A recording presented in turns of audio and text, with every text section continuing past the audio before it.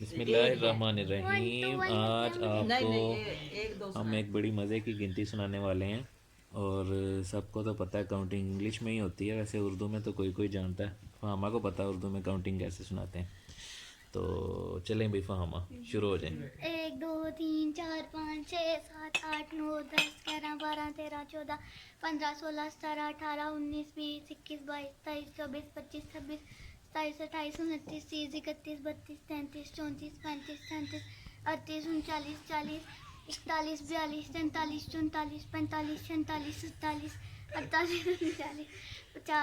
48 के बाद?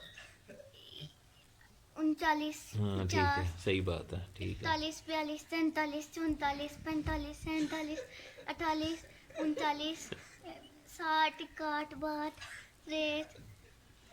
62 63 64 65 के बाद क्या है? 67 सेंट। ठीक है जी, 63 के बाद 67, आगे? 68 68। 69 और 70 और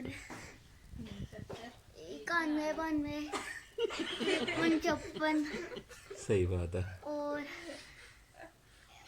154 यदि और 54 54 और और 98।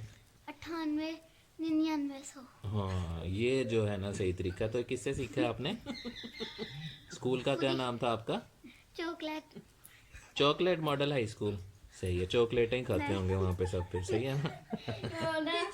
चलें जी, ठीक है, फिर टेक केयर, अल्लाह हाफिज़। इधर अल्लाह हाफिज़, अल्लाह हाफिज़।